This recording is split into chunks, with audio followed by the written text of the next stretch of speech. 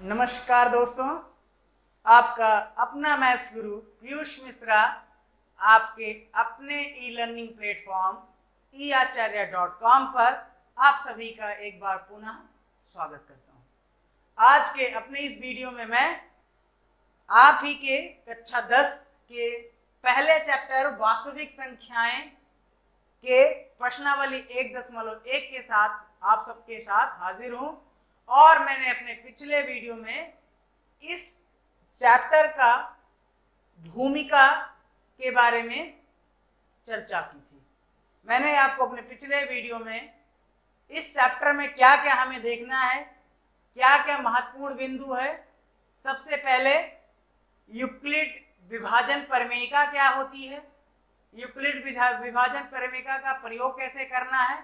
अब उसके साथ साथ यूक्लिड विभाजन परिमेयिका के बाद में फंडामेंटल थ्योरम ऑफ अर्थमेटिक्स क्या होती है। मैंने थोड़ा थोड़ा सबके बारे में आपको इंट्रोड्यूस इस चैप्टर के टॉपिक से कराया था कि इस चैप्टर में हमें क्या क्या पढ़ना है। तो मेरे प्यारे बच्चों, आप सबसे पहले प्रश्नावली 1.1 को करने से पहले आप सभी लोग उस इंट्रोडक्शन वीडियो को जरूर देखिए जो कि आपके इसी प्लेटफॉर्म पे अपलोड किया जा चुका है। अब आज के इस वीडियो में मैं प्रश्नावली 1 जैसा कि आप देख पा रहे हैं कि प्रश्नावली 1.1 है, तो हम 1.1 के ही प्रश्नों को आज आपके समक्ष डिस्कस करेंगे।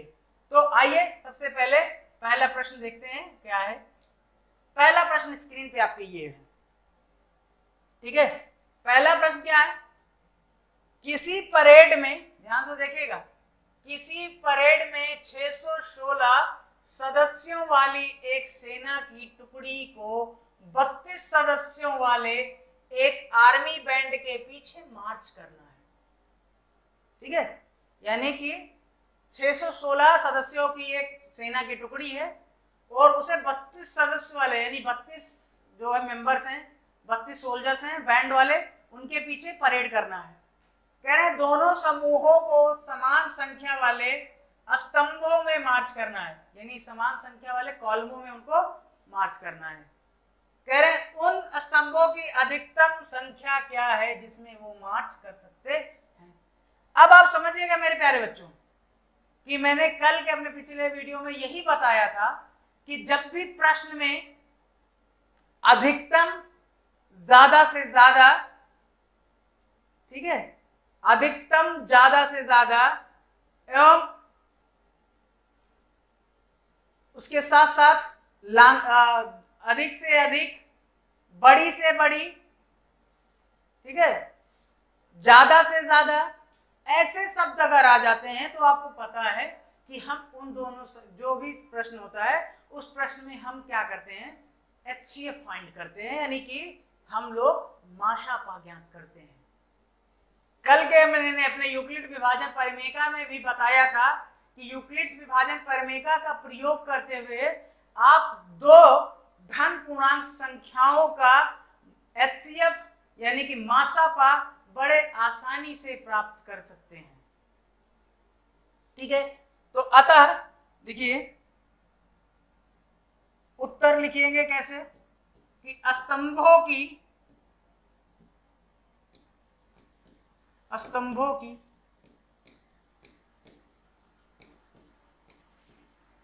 अधिकतम संख्या ज्ञात करने के लिए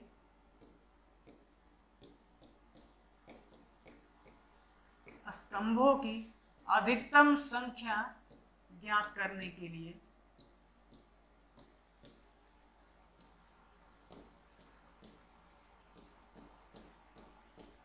ठीक है क्या करना पड़ेगा, 616 32 का HCF प्राप्त करना होगा, HCF ज्ञात करना होगा, ठीक। अब आपको पता है, क्या पता है, यूक्लिड विभाजन परिमेयिका के अनुसार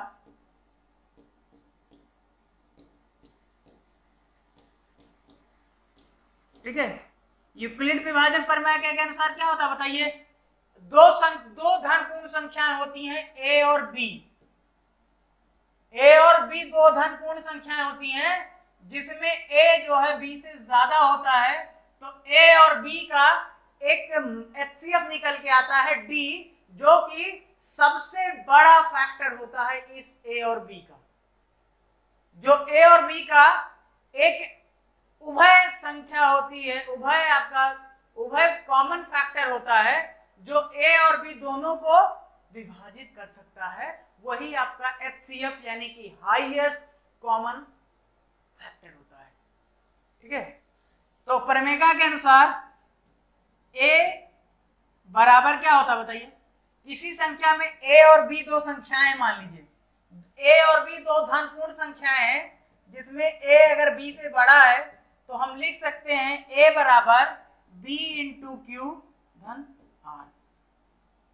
ए बराबर बी इंटू क्यू धन आर, ये आपका यूक्लिड विभाजन प्रमेय के अनुसार ये चीज होती है जिसमें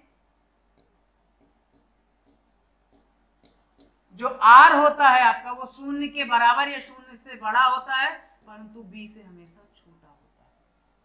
तो इसका प्रयोग करते हुए हम क्या करते हैं, एचसीएफ ज्ञात करते हैं। अब कर लीजिए, तो यहां पर 616 को ए मान लीजिए, 616 ए मान लीजिए, और 616 को किस तरीके से लिखना है, बी का मान कितना रहेगा, ए 616 है और ए बराबर 616 और बी बराबर आपका हो जाएगा 32। ठीक है, तो अब अगर b इंटू क्यू यानी b इंटू क्यू के रूप में कैसे लिखते हैं पता है आपको, मैंने पहले अपने इंट्रोडक्शन वीडियो में समझाया था कि 616 बराबर 32 की, अगर 616 को अगर भाजक गुणे भागफल धन शेषफल के रूप में लिखेंगे तो कैसे लिखेंगे, ध्यान से समझिएगा। 32 से 616 को भाग कर दीजिए, जैसे ही 32 से 616 को भाग करेंगे आपको 32 से कम 32 यानी आपको कितना प्राप्त होगा, 11 से 2 9 296 9 9 दूनी 18 9 2, ठीक है, 19 आपको भागफल प्राप्त होगा और 8 शेषफल प्राप्त होगा।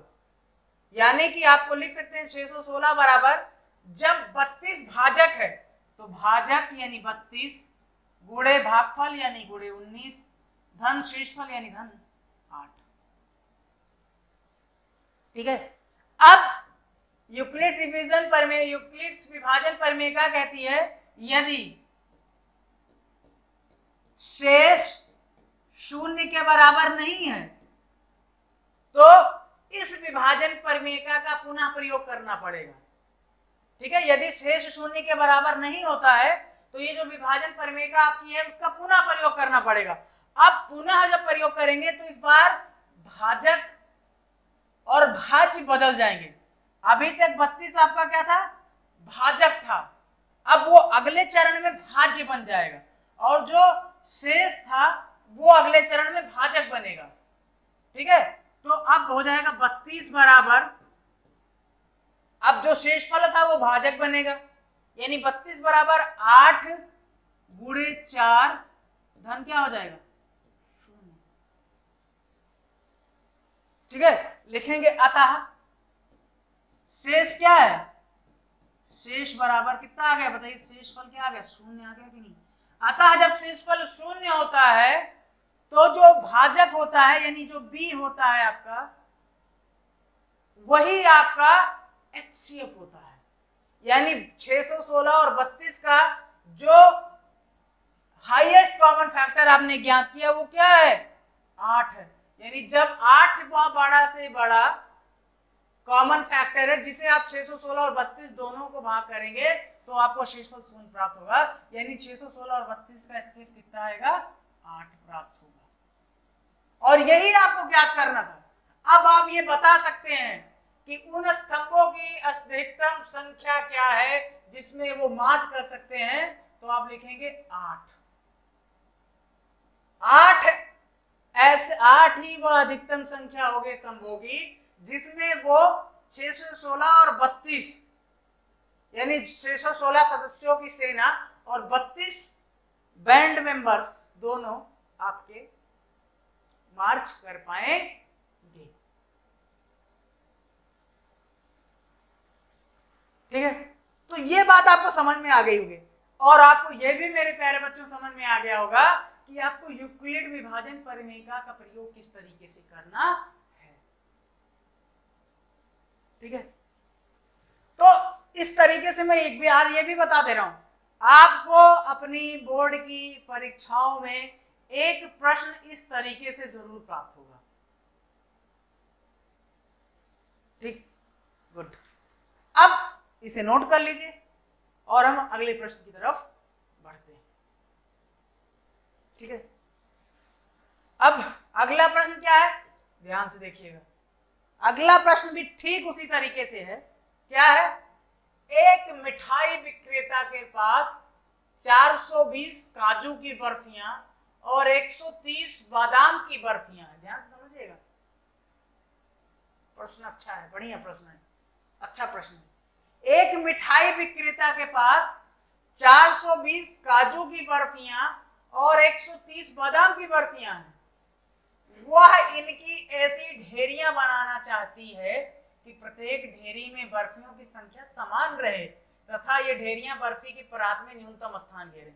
अब एक बात समझिएगा मेरे प्यारे बच्चों, आपको न्यूनतम देख के कक्षा 5 या कक्षा 4 की याद आई होगी कि जिसमें कहा जाता था, जब आप लासा और मासा चैप्टर पढ़ते थे तो कहा जाता था कि यदि किसी प्रश्न में न्यूनतम आ जाए, छोटी से छोटी आ जाए, लघुत्तम आ जाए, तो उन प्रश्नों में संख्याओं का लासा ज्ञात करते हैं। परंतु यहाँ पे न्यूनतम देख के लासा ज्ञात करने की गलती मत करिएगा। ठीक है, प्रश्न ध्यान से समझिए। प्रश्न कह रहा है कि 130 बादाम की बर्फियां व इनकी ऐसी ढेरियां बनाना चाहती है कि प्रत्येक ढेरी में बर्फियों की संख्या समान है। अब समझिएगा, एक मान लीजिए परात है, ये परात है। इस परात में अब आप सोचिए, इस परात में अगर मैं प्रत्येक पंक्ति में ज्यादा से ज्यादा बर्फी रख दूंगा,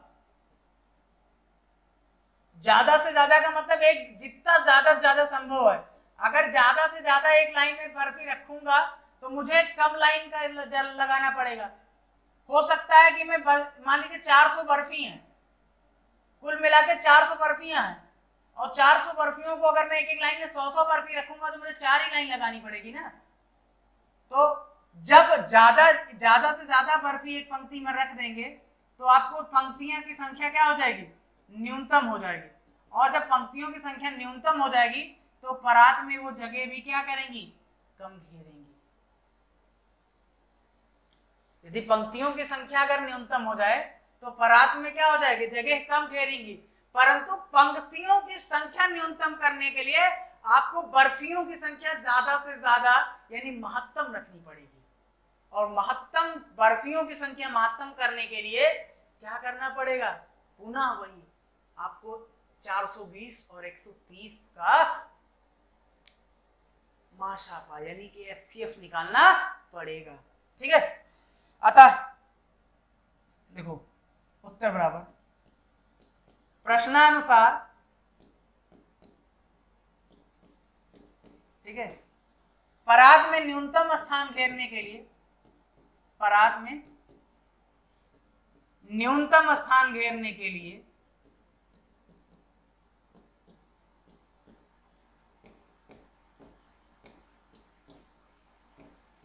परात में न्यूनतम स्थान घेरने के लिए बर्फियों, एक पंक्ति में बर्फियों की संख्या अधिकतम होनी चाहिए। एक पंक्ति में बर्फियों की संख्या अधिकतम होनी चाहिए, बर्फियों की संख्या अधिकतम। ठीक है, अतः 420 एवं 130 का HCF ज्ञात करना पड़ेगा।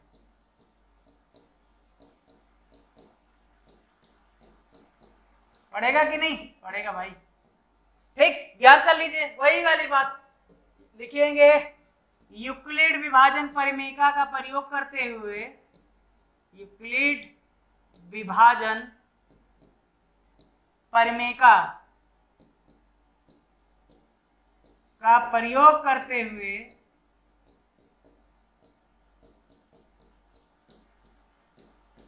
ठीक है, कर लीजिए भैया, इसे a मान लीजिए, इसे b मान लीजिए।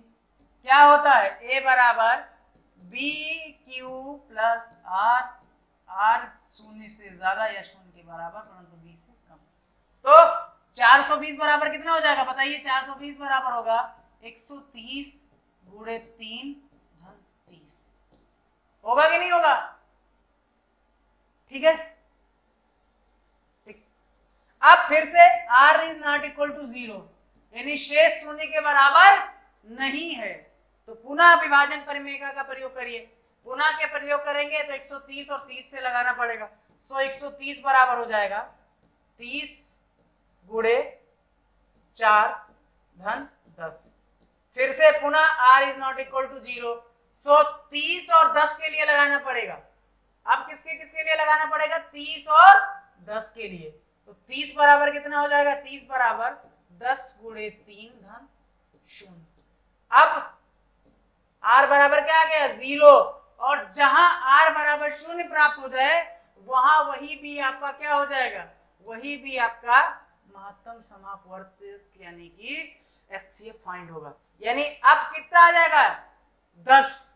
यानी अब क्या करोगे कि प्रत्येक ढेरी में बर्फियों की संख्या कितनी समान रहे, यानी प्रत्येक, आप देखिए ढेरियों की संख्या अगर 10-10 ढेरी लगाएंगे, 10-10 ढेरी लगाएंगे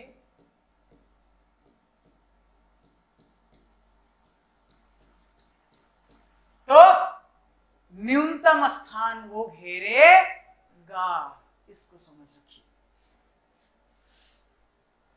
ठीक है, तो मेरे प्यारे बच्चों ये याद रखिएगा, एक प्रश्न जरूर इस तरीके से मिलेगा आपको, और आजकल तो ये 4 नंबर में आ रहे हैं भाई, आज के लिए 4 मार्क्स में आ रहे हैं।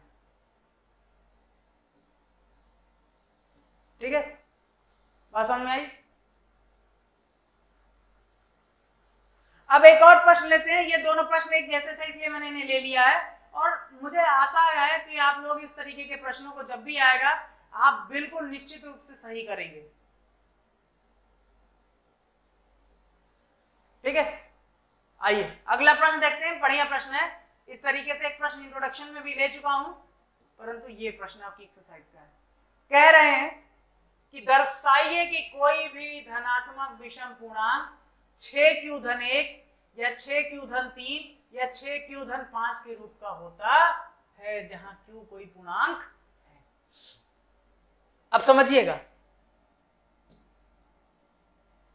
ठीक है, समझिएगा, इसको मैं आपको 2 तरीके से करके दिखाऊंगा। मैं 2 तरीके से करके आपको दिखाने वाला हूं, और आपको जो आसान विधि लगेगी उस विधि को आप अपनाइएगा। ठीक है, सबसे पहले मुझे क्या दर्शाना है कि कोई भी धनात्मक विषम पूर्णांक 6q1 या 6q3 या 6q5 के रूप का होता है जहां q कोई पूर्णांक है। तो ठीक है, उत्तर बराबर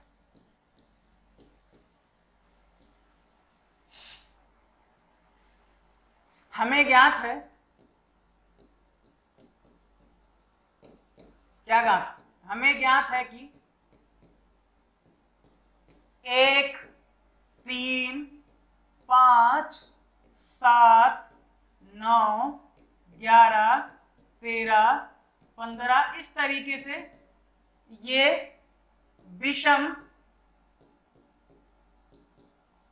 धनात्मक पूर्णांक है, विषम धनात्मक पूर्णांक है।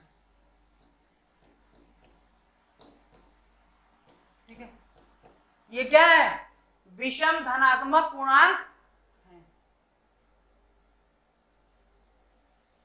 ठीक है, अब आ जाइए,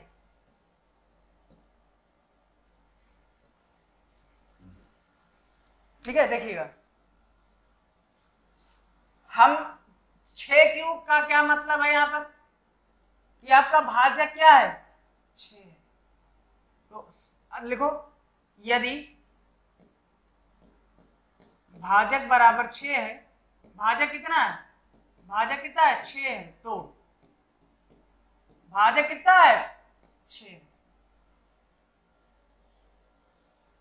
तो अब समझिएगा, सबसे पहले अगर मैं 6 से 6 भागे 1 करूं, प्यारे बच्चों ध्यान से समझिएगा, 6 भागे 1 करूंगा कितना हो जाएगा, 6 शून्य शून्य, 1 बच जाएगा। आपको पता है ये भाजक है, ये भाज्य है, ये भागफल है और ये शेषफल है। अब आपको पता है कि अगर आप ध्यान से देखिए मेरे प्यारे बच्चों, तो 1 बराबर क्या है, 1 बराबर अगर भाजक 6 हो तो रूप क्या आएगा, 6 गुणे शून्य धन 1 आएगा, आ रहा है ना, ठीक है। अब 6 से 3 को भाग कर रहा हूं, 6 शून्य शून्य शून्य 3, रूप क्या आ रहा है मेरे प्यारे बच्चों, 3 बराबर कितना, 6 गुणे शून्य धन 3, ठीक है। 5 ले रहा हूं, 6 से 5 लूंगा, 6 शून्य शून्य शून्य 5, 5 बराबर 6 गुणे शून्य 5, ठीक है। 7 ले लूंगा, अगर मैं 7 ले लूं, 7 तो 7 बराबर क्या होगा, ध्यान समझिएगा,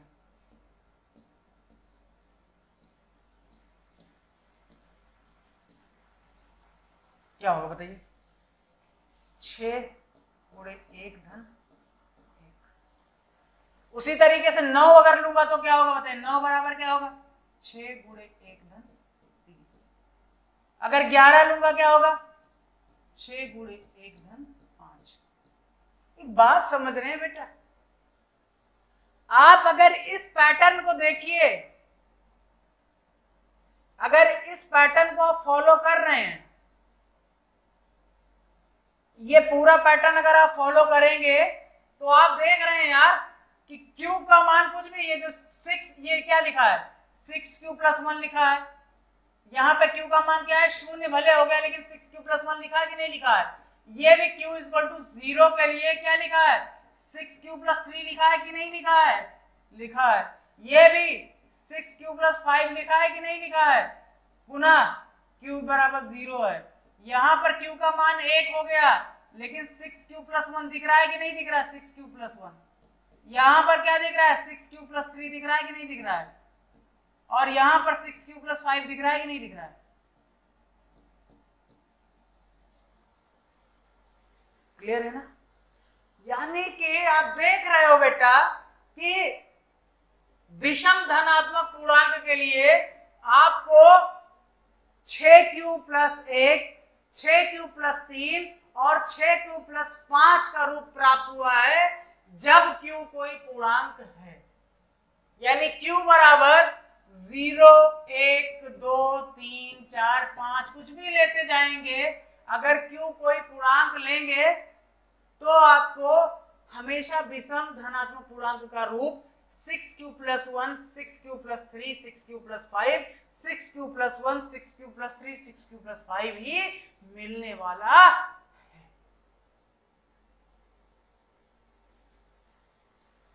दर्शा दिया कि नहीं दर्शा दिया, आ गई बात समझ में। ये तो हो गया पूरा का पूरा डेमोन्स्ट्रेशन भाई, जो चीज आपको दर्शानी थी आपने दर्शा दी। आपने 6 को 1 भाग किया, 6 से 1 को भाग किया, 6 से 3 को किया, 5 को किया, 7 को किया, 9 को किया, इस तरीके से आपने एक पैटर्न निकाला और ये प्रतिरूप निकल गया 6Q धन 1 का, 6Q धन 3 का, 6Q धन 5 का।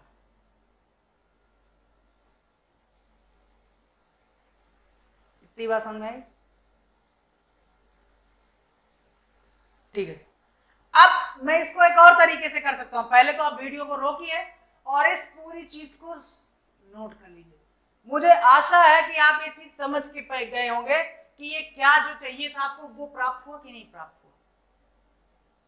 एक तो ये मैंने पूरा का पूरा डेमोन्स्ट्रेशन किया है, आपको पूरा का पूरा दिखाया कि सच में एक अगर एक विषम धनात्मक पूर्णांक संख्या है तो उसका रूप क्या है, 6q-1 है।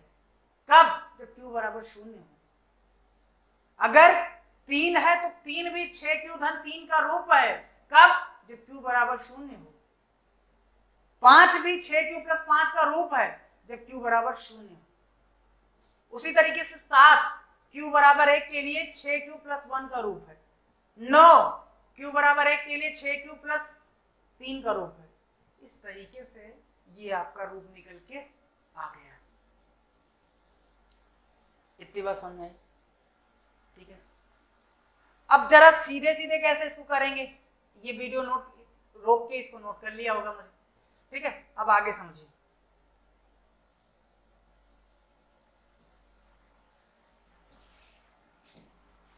लिखो, माना ए कोई विषम धनात्मक पूर्णांक है। ए कोई क्या है? विषम धनात्मक पूर्णांक। ए कोई विषम धनात्मक पूर्णांक है। b बराबर कितना है बताइए? b बराबर कितना है? 6 है। एवं b बराबर 6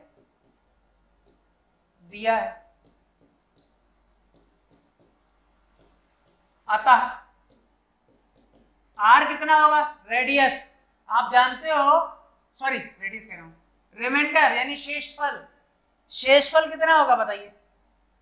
शेषफल 0 से ज्यादा या 0 के बराबर, परंतु 6 से हमेशा कम रहने वाला है। यानी r की जो संभावनाएं हैं वो है 0, 1, 2, 3, 4, 5। इतनी रहने वाली। अब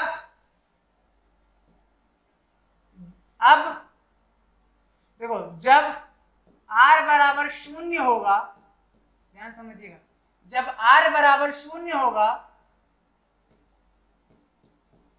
तो a बराबर कितना हो जाएगा? a बराबर 6q-0 और a बराबर कितना मिलेगा? 6q। यानी a बराबर 6q का मतलब है a बराबर अगर 2 कॉमन ले लें तो 2 × 3q हो जाएगा। अब ध्यान से समझिएगा, 2 × 3q का क्या मतलब है?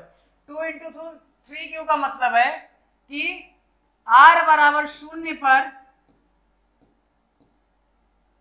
ठीक है, एक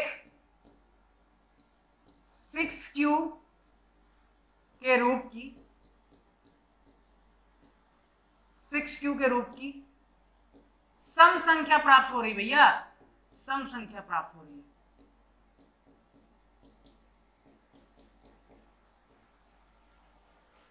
अतः जब r बराबर 0 होगा तो 6q, q के किसी भी मान के लिए क्या, कौन सी संख्या प्राप्त होनी है? सम संख्या प्राप्त होगी। क्यों? क्योंकि 6q फैक्टर है किसका? 2 का। अतः 6q तो विषम धनात्मक पूर्णांक संख्या का रूप संभव ही नहीं है।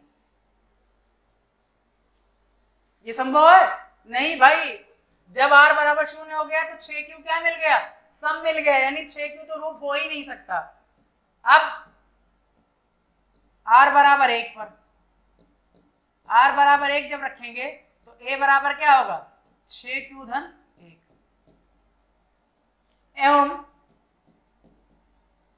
q के किसी भी पूर्णांक मान के लिए, q के किसी भी पूर्णांक मान के लिए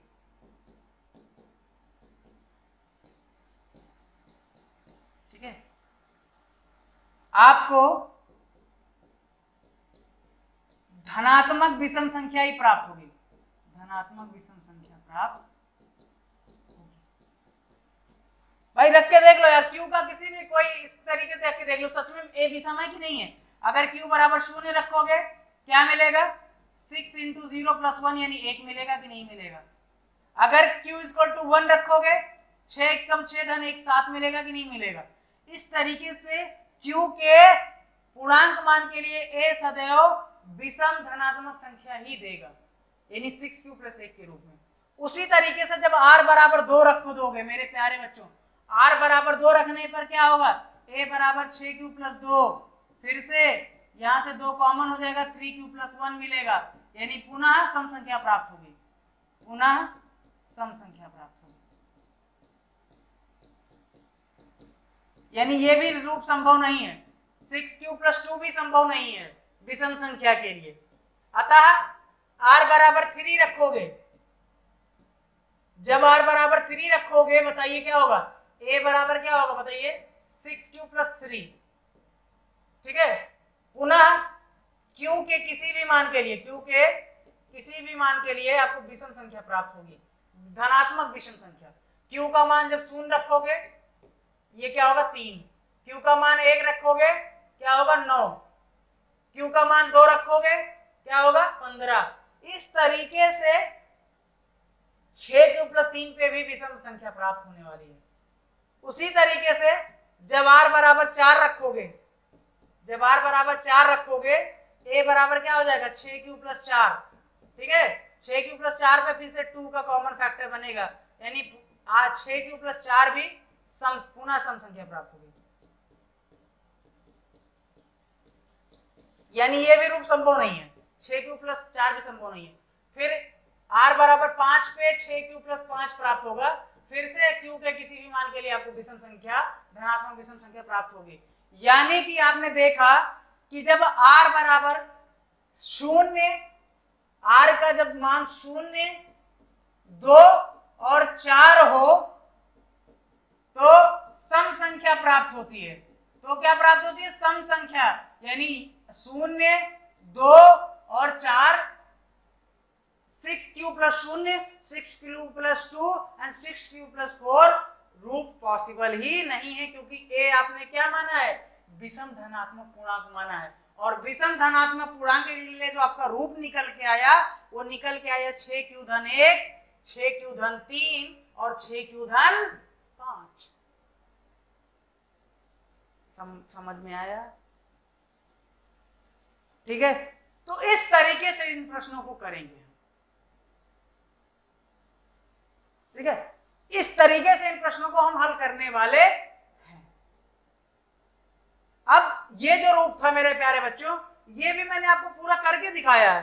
आपको भैया देखिए, इसमें भी आपको वही चीज आपने दर्शाई, मिला कि नहीं मिला भाई, आपने तो सीधे सीधे दिखाया 6q प्लस 1, 6q प्लस 3, इसमें भी वही चीज मिली। उसमें थोड़ा घुमा फिरा के मैंने आपको समझाया कि लेकिन चीज इसमें भी इस तरीके से लिखने पे भी वही प्राप्त हुआ कि r बराबर ये 0, 2 या 4, यानी 6q plus 0, 6q plus 2 and 6q plus 4, इस पर आपको विषम संख्या प्राप्त नहीं होगी। तो विषम संख्या के लिए क्या रूप मिला, 6q plus 1, 6q plus 3, 6q plus 5, ठीक है। बात समझ में, अच्छी बात, चलिए बहुत अच्छी बात है, ठीक है। अब इस तरीके का भी एक प्रश्न जरूर देखने को मिलता है। आशा करता हूं कि अब आप समझ चुके होंगे कि इन प्रश्नों को कैसे करना है। आगे बढ़ते हैं, एक और अच्छा सा प्रश्न लेते हैं और आपकी बची कुची, ठीक है, जो भी शंका है उसको खत्म करते हैं। तो एक अच्छा सा प्रश्न आपकी स्क्रीन पे है मेरे प्यारे बच्चों, कह रहे हैं यूक्लिड विभाजन परिमेयता का प्रयोग करते दर्शाइए कि किसी धनात्मक पूर्णांक का वर्ग किसी पूर्णांक m के लिए 3m या 3m प्लस 1 के रूप का होता है। क्या करें, यूक्लिड विभाजन परिमेयता का प्रयोग करके दर्शाइए कि किसी धनात्मक पूर्णांक का वर्ग किसी पूर्णांक m के लिए या तो 3m या 3m प्लस 1 के रूप का होता है, ठीक है। तो इसमें ध्यान से समझिएगा, इसमें सीधे सीधे लिख दिया कि यूक्लिड विभाजन परिमेयता का प्रयोग करना है, यानी जो आपने ये इस तरीके से हमने इस प्रश्न में दर्शाया था, ये यूक्लिड विभाजन परिमेयता नहीं थी। जो ये तरीके से आपने दर्शाया था, जो मैंने ये भाग करके दिखाया था, ये यूक्लिड विभाजन परिमेयता नहीं है। यूक्लिड विभाजन परिमेयता ये थी, ये थी यूक्लिड विभाजन परिमेयता। तो आपको इस तरीके से दिखाना है, ठीक है।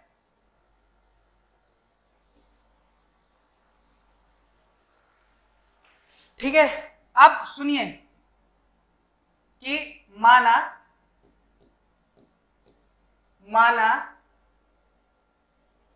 x कोई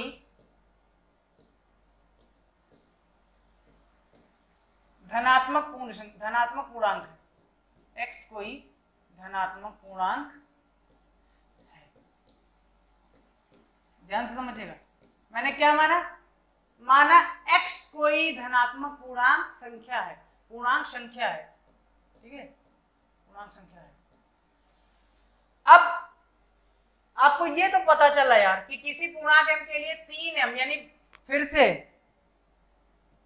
एवं b बराबर 3 ज्ञात है, b बराबर कितना है 3 ज्ञात है, यानी यार आपको जो भाजक है आपका वो कितना है 3 है, भाजक क्या है 3 है, भाजक क्या है भाई 3। तो जब भाजक 3 होगा, ध्यान से समझिएगा, अतः जब भाजक या जब b बराबर कितना है 3 है तो r जो होगा वो 0 से ज्यादा या 3 से कम होगा, 0 के बराबर, 0 से ज्यादा या 3 के कम होगा, इसलिए r बराबर कितना होगा, हो सकता है 0, 1 या 2, यही 3 मान संभव है। यानी कि जो रिमाइंडर बचेगा आपका शेषफल आएगा वो 0, 1 या 2 ही संभव है। अब समझिएगा, अगर x क्या है, कोई धनात्मक पूर्णांक है, और इसको ध्यान से समझिएगा, अगर मैं x को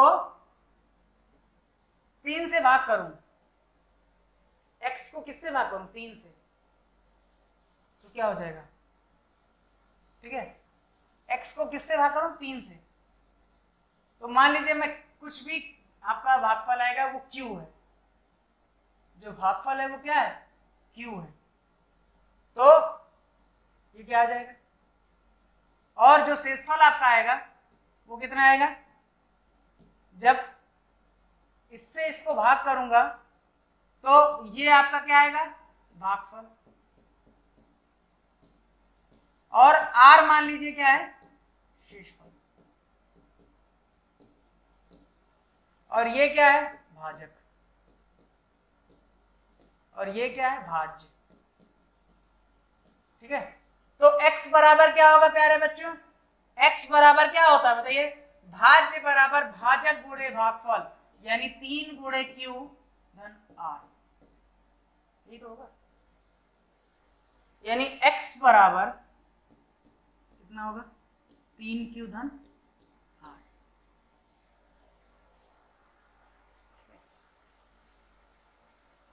इतनी बात समझ में,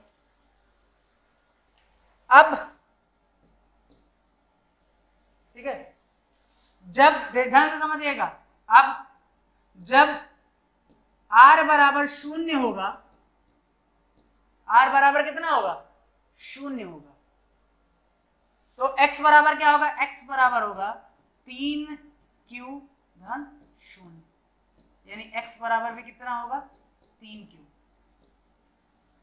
अब ध्यान, ये तो यार x क्या धनात्मक पूर्णांक संख्या है, आपको कह रहे हैं धनात्मक पूर्णांक का वर्ग, यानी अगर आप धनात्मक पूर्णांक का वर्ग, यानी कि x का वर्ग क्या होगा,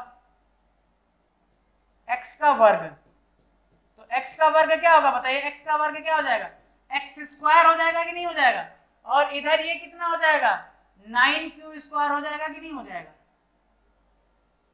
x स्क्वायर बराबर कितना हो गया 9q स्क्वायर हो गया, और 9q स्क्वायर में भी आप ध्यान समझिएगा मेरे प्यारे बच्चों, x बराबर 9q स्क्वायर, इतनी तो बात समझ में ही ना, जब r बराबर 0 है तो x कितना आएगा, x बराबर 3q आया। अब x बराबर अगर 3q था तो उसका पूर्ण वर्ग क्या होगा, या वर्ग क्या होगा, तो पूर्ण वर्ग क्या होगा बताइए, ठीक है, कितना आएगा, दोनों को स्क्वायर करेंगे 9q स्क्वायर, 9q स्क्वायर का मतलब मैं इसको ऐसे लिख दूं 3 × 3q स्क्वायर लिख सकता हूं कि नहीं लिख सकता, 3 × 3q स्क्वायर लिख दूं। अब एक बात समझना मेरे प्यारे बच्चों कि 3 × 3q स्क्वायर का मतलब हुआ कि q के किसी भी मान के लिए, q के 0 की बात कर लीजिए, 0 1 2 किसी भी q के कुछ भी मान के लिए ये एक संख्या होगी कि नहीं होगी? कोई भी संख्या यहां पर होगी कि नहीं होगी? होगी ना। तो मैं क्या करता हूं, m को m बराबर कितना रख लेता हूं, m बराबर 3q²। तो आपको क्या मिल जाएगा, अगर इस 3q² पूरे को मैं क्या मान लूं, एक संख्या m मान लूं, क्या मान लूं, एक संख्या m मान लूं, तो x² कितना मिलेगा, 3 × m।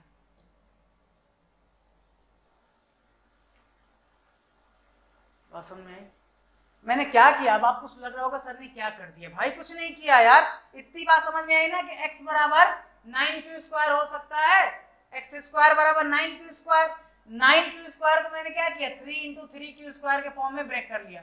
अब आप एक बात समझना मेरे प्यारे बच्चों, यार इस q के लिए, q बराबर 0 1 2 के लिए ये पूरा का पूरा एक संख्या कोई होगी कि नहीं होगी, बताइए? ये कोई एक पूर्णांक संख्या बनेगी कि नहीं बनेगी? बनेगी। इस पूरे पूर्णांक संख्या को मैंने एक नाम दे दिया, क्या नाम दे दिया, m। तो x² बराबर कितना हो गया, 3m। ठीक है, इसी तरीके से इस बार वीडियो को रोकना जरा और इस चीज को नोट कर लो जरा, कि जब r बराबर 0 था तो x² का क्या रूप मिला, 3m। वीडियो को पॉज करके इस चीज को राइट डाउन कर लो।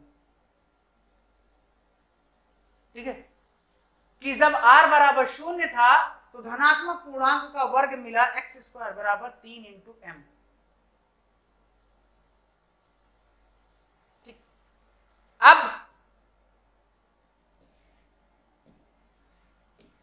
जब r बराबर 1 होगा, जब r बराबर 1 हो तो ध्यान से समझना, क्या था बेटा, x बराबर 3q + r था ना, x बराबर 3q + r। सो x बराबर कितना होगा मेरे प्यारे बच्चों, 3q + 1। अतः इसलिए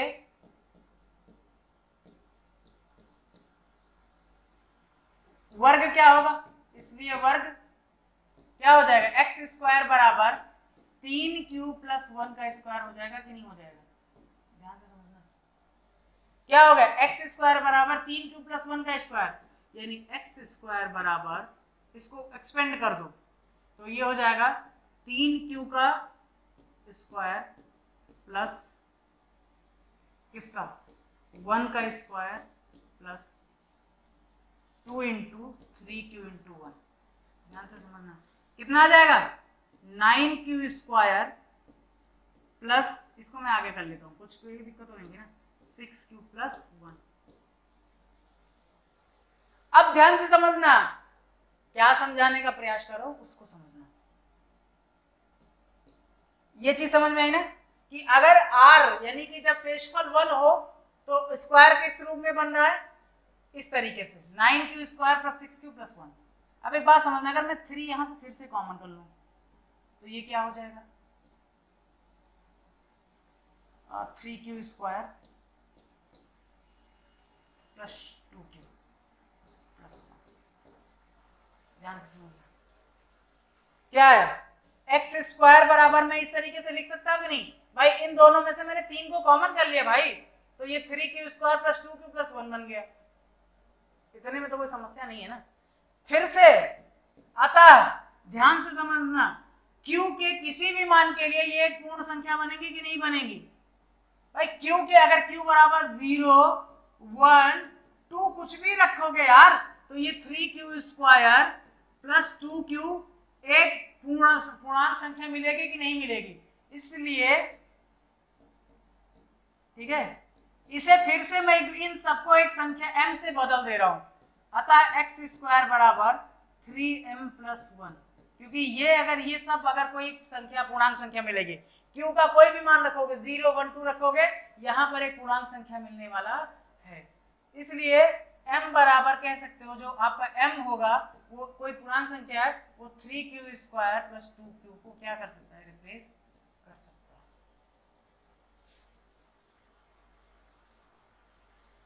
ये बात समझ में,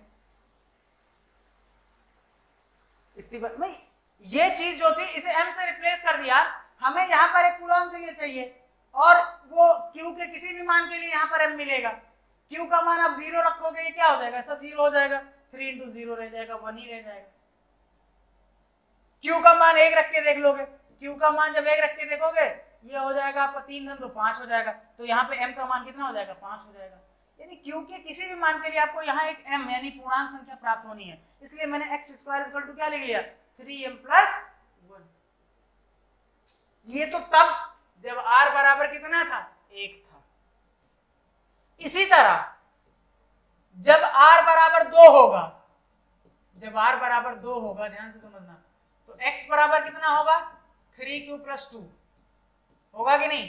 सो एक्स स्क्वायर कितना होगा, ध्यान समझना, एक्स स्क्वायर कितना होगा, 3q प्लस 2 का स्क्वायर, ठीक है। एक्स स्क्वायर बराबर कितना आ जाएगा, ध्यान समझना, 9q स्क्वायर धन 4 प्लस 3 दूनी 6 दूनी 12 q हो जाएगा कि नहीं हो जाएगा। अब एक बात ध्यान से समझना, एक्स स्क्वायर बराबर, इसमें अगर मैं अगर मैं क्या करूं, कुछ ना करके मैं 3 कॉमन कर लूं भाई, 3 कॉमन कर लूं, तो मैं इसको इस तरीके से लिख सकता हूं कि नहीं, 9q square plus 12q plus 3 plus 1, ठीक है। लिख सकता हूं कि नहीं लिख सकता, अरे लिखी तो यही चीज है ना, 9q स्क्वायर प्लस 12q, 3 दूनी 6 दूनी 12q, और ये 4 को 3 धन 1 कर दिया। यहां से अगर मैं 3 कॉमन कर लूं तो ध्यान समझना, ये क्या हो जाएगा, 3q square plus 3q square plus 4q plus 1 plus 1। अब एक बात समझना फिर से, कि इस बार फिर से q के किसी भी मान के लिए, q के किसी भी मान के लिए आपको 3q square plus 4q plus 1 फिर से पूर्णांक संख्या प्राप्त होगी। अतः 3q square plus 4q plus 1 बराबर फिर से क्या रख देंगे, m रख देंगे, क्योंकि मैंने बताया ना कि q का कोई भी मान रख के देखो, या 0 रख के देखोगे 1 प्राप्त होगा, 2 रख के देखोगे कोई मान प्राप्त होगा, यानी इस पूरी संख्या को फिर से आप m लिख सकते हो। तो फिर से आपको x square equal to 3m plus 1 ही का रूप ही मिलेगा। अब आप देख लो, आपने ये सिद्ध कर दिया कि क्या, यूक्लिड विभाजन प्रमेय का प्रयोग करते हुए दिखा दिया कि धनात्मक पूर्णांक का वर्ग किसी पूर्णांक m के लिए 3m या 3m प्लस 1 के रूप का ही होता है। आपने देखा ना, जब r बराबर 0 था तो आपने क्या पाया, 3q का रूप पाया। जब r बराबर 1 था तो क्या मिला, जब r बराबर कितना था, 1 था, ठीक है। ये जब r बराबर 1 था तो क्या मिला, 3m स्क्वायर का 3m प्लस 1। जब r बराबर 2 था तो भी क्या मिला, 3m प्लस 1। इस तरीके से ये रूप आपको मिलेगा। और अगर ऐसे नहीं, ऐसे ही जांचना चाहते हो, ठीक है, क्या था, किसी धनात्मक पूर्णांक का वर्ग, धनात्मक पूर्णांक मान लीजिए, ठीक है, एक समझिएगा, मैं बहुत छोटा सा बात समझा रहा हूं। धनात्मक पूर्णांक कौन कौन से, 1 4, ठीक है, 9 16 25। ध्यान से समझिएगा, अगर मैं इन सबको भाग करने जाऊं, 3 से मैं भाग करूं, 0 0 1, यानी m बराबर यहाँ क्या है, 0 कह सकते हो। m बराबर 0 है तो 1 किस रूप का मिला, 1 किस रूप का मिला बताइए, 1 किस रूप का मिला बताइए, 3m प्लस 1 रूप का मिला कि नहीं मिला, मिला ना। उसी तरीके से 4 को जब लिखेंगे तो क्या मिलेगा, m बराबर 1 के लिए क्या मिलेगा, 3 गुणे 1 धन 1 मिलेगा, यानी फिर से 3m प्लस 1 का रूप मिलेगा। उसी तरीके से 9 के लिए लिखने जाएंगे, क्या मिलेगा, 3 इंटू 3 प्लस 0, यानी जब m बराबर 3 हो जाएगा तो भी 3m का रूप प्राप्त होगा। इसी तरीके से 16 के लिए 3 गुणे 5 धन 1, यानी m का मान 5 होगा तो 3m प्लस 1, यानी आप देख रहे हो कि या तो 3m या तो 3m प्लस 1 ही का रूप किसी भी पूर्ण वर्ग के लिए, धनात्मक पूर्णांक के वर्ग के लिए प्राप्त हो रहा है, जो आपने सिद्ध भी किया है यूक्लिड डिवीजन प्रमेय का प्रयोग करते हुए। आई बात समझ में? ठीक है प्यारे बच्चों, अब एक प्रश्न है, कहते हैं यूक्लिड विभाजन प्रमेयिका का प्रयोग करके दर्शाइए कि किसी धनात्मक पूर्णांक का घन 9m 9m+1 या 9m+8 के रूप का होता है। क्या कह रहे हैं? धनात्मक पूर्णांक का घन। ठीक है, मुझे पूरा का पूरा विश्वास है कि आप इस प्रश्न को अपने आप से कर ले जाएंगे। पुनः वही करेंगे, फिर से माना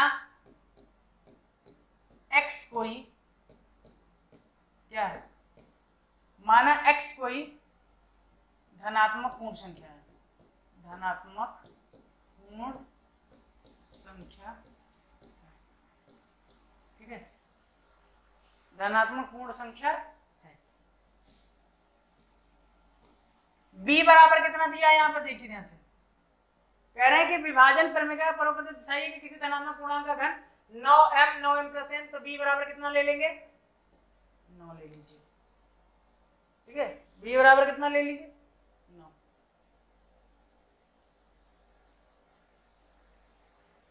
क्लियर है? इतनी बात समझ में आ गई ना? ठीक है, अब r क्या होगा? r 0 से ज्यादा और 9 से कम होगा, यानी r बराबर कह सकते हैं 0 1 2 3 4 5 6 7 8, यही संभव है। ठीक है, अब x बराबर क्या होगा बताइए, जब r बराबर 0 हो, जब r बराबर 0 हो तो x बराबर क्या होगा? 3q + 0। ठीक है, तो x क्यूब क्या हो जाएगा बताइए? x क्यूब कितना हो जाएगा? 3 का क्यूब हो जाएगा, 3q का क्यूब यानी कि कितना हो जाएगा? x क्यूब बराबर तब आ जाएगा 27 क्यूब, यानी x क्यूब बराबर 3 इंटू, इसे लिख सकते हैं 9 की क्यूब। अब वही चीज है कि यहां m बराबर क्या आ जाएगा? 9 क्यूब, यानी x क्यूब बराबर, सॉरी यहाँ पे आपको 9 का फॉर्मूला रखना है ना, यहाँ 9 रखेंगे तो ये 9, x बराबर क्या रखेंगे? 3 क्यूब, तो यहाँ पे क्या हो जाएगा? x क्यूब बराबर 9m, x क्यूब बराबर क्या आ जाएगा? 9m। इसी तरीके से, ठीक है, जब r बराबर कितना होगा? जब r बराबर 1 होगा तो x बराबर कितना होगा? 3q + 1, तो x क्यूब कितना हो जाएगा? x क्यूब बराबर 3q + 1 का होल क्यूब। अब आपको पता formula, a cube + b cube यानी 27 क्यूब प्लस b क्यूब मतलब 1 प्लस 3ab यानी 3 3 का 9 cube plus a into B, यानी जब ब्रैकेट ओपन होगा तो ये सब कितना आ जाएगा? 27 cube plus 9q² plus 9q plus कितना आ जाएगा? 1। अब ध्यान से समझिएगा, फिर से इन सब में क्या कर सकते हैं? 9 को बाहर ले लेंगे, 9 बाहर ले लेंगे, क्या बचेगा? 3q³ plus 3q³ plus q² plus q plus 1, और इन सबको फिर से क्या ले लेंगे? m ले लेंगे, तो m बराबर क्या आ जाएगा? 3q³ plus q² plus q, यानी ये x क्यूब बराबर कितना आ जाएगा? 9m प्लस 1 आ जाएगा कि नहीं आ जाएगा? आ जाएगा। उसी तरीके से जब r बराबर 2 रखेंगे तो आपको पता है 9m + 8 का रूप प्राप्त होगा। अतः मेरे प्यारे बच्चों, ये मैंने आपको हिंट दिया है, आप इस प्रश्न को एक होमवर्क समझ के पूरा डिटेल में इस प्रश्न को करिएगा। जैसा आप करते आए ठीक उसी तरीके का प्रश्न है, किसी भी तरीके की कोई समस्या होने वाली नहीं है, ये समझिएगा। ठीक है, तो प्यारे बच्चों, आने वाले समय में एक नए वीडियो के साथ आपकी प्रश्नावली 1.2 के साथ मैं उपस्थित होऊंगा। तब तक आप अपने मैथ्स गुरु पीयूष मिश्रा को विदा दीजिए, लेकिन बने रहिए अपने ई लर्निंग प्लेटफॉर्म eacharya.com के साथ एक नए वीडियो के साथ आपका मैथ्स गुरु पीयूष मिश्रा पुनः उपस्थित होंगे। तब तक पढ़ते रहिए, दोस्तों को भी बताते रहिए और बने रहिए eacharya.com के साथ। धन्यवाद।